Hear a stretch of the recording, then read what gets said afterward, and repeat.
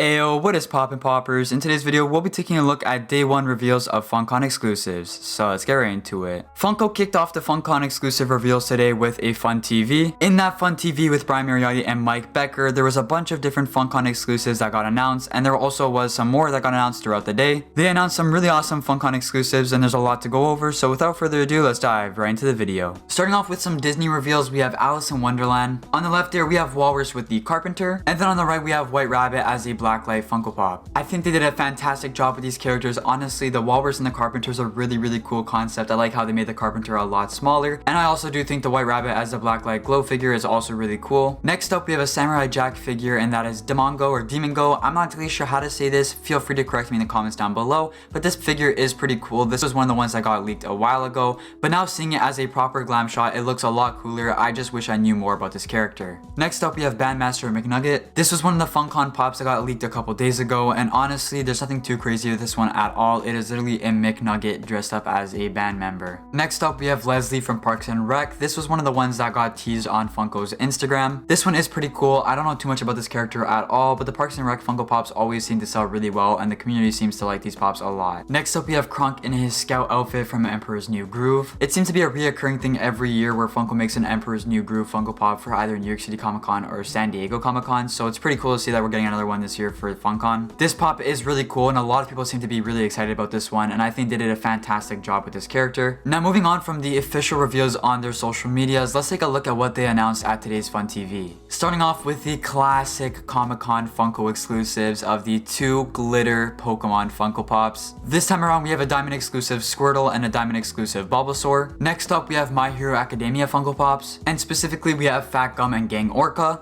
Gang Orca was leaked earlier this week. That one is pretty cool, nothing too crazy with it. Missed opportunity to make that one a 6-inch, but it's still really a cool pop. And then we have Fat Gum. This one will actually be a 6-inch Funko Pop. There's an image of someone actually having this pop in person, and it looks like it's an actual 6-inch Funko Pop. The Fat Gum pop is pretty cool. I've been wanting to get a Fat Gum pop for a while now. Now all they have to do is release a weakened version of Fat Gum as a Funko Pop, because that would be insanely cool. Next up, we have a Crash Bandicoot Funko Pop, and specifically we have Crash Bandicoot in mask armor. This pop is pretty cool. I think they always do a really fantastic job on the Crash Bandicoot Funko Pops, and this one is no different. They did a great job on this character, and honestly, this is definitely one of my favorite ones that got announced today. Next up, we have Danger Mouse. Danger Mouse is from a very old television show, and I'm not familiar with it at all because it's way before my time. But a lot of people seem to be really excited about this one, and honestly, it does look like a pretty cool character. Next up, we have 2 Star Wars characters, and that is Imperial Super Commando as well as Rey. I'm not the biggest Star Wars fan, but that Rey pop does look pretty cool. I do like how they changed the color of the Star Wars base for this pop.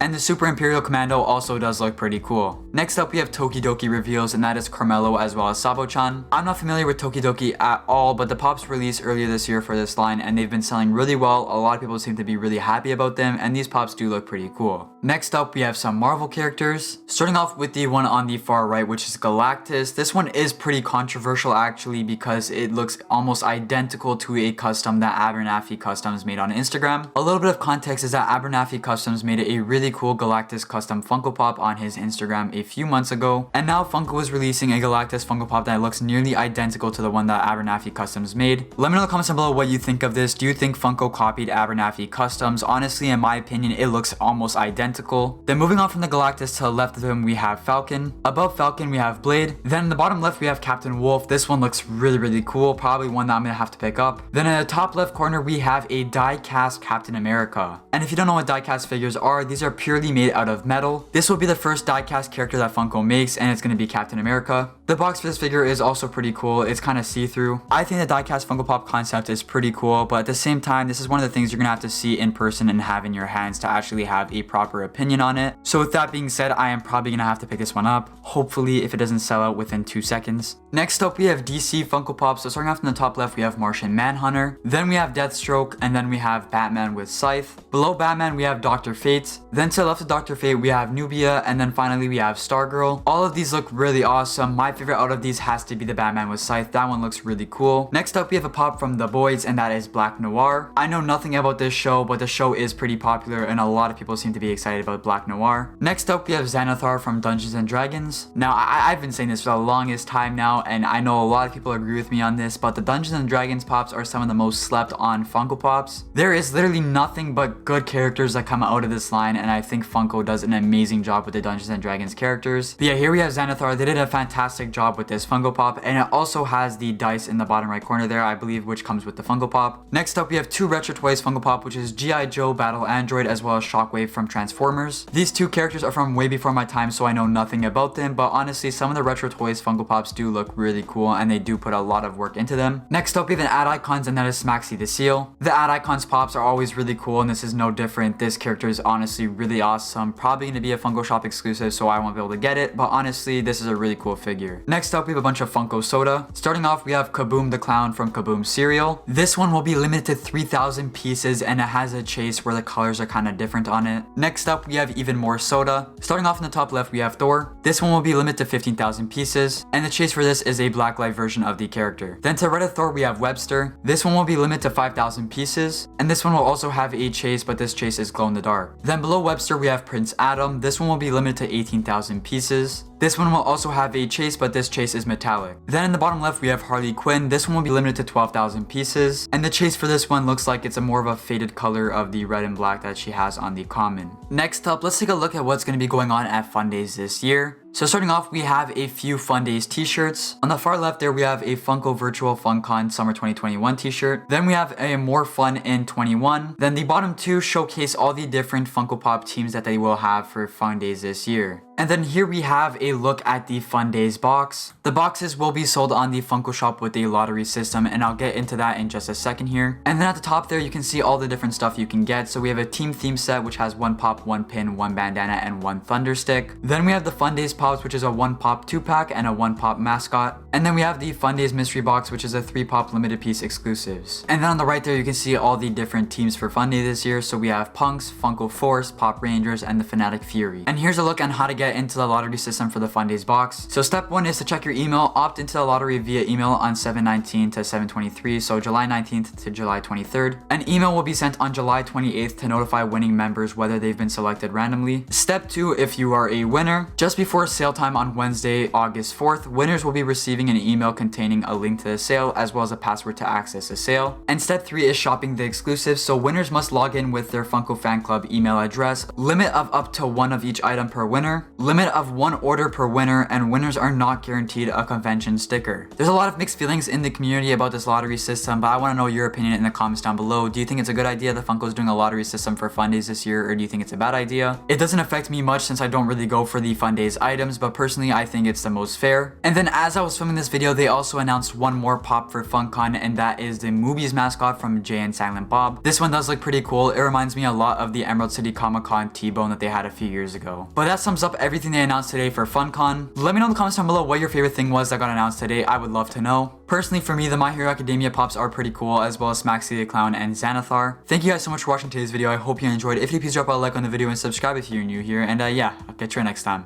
Peace.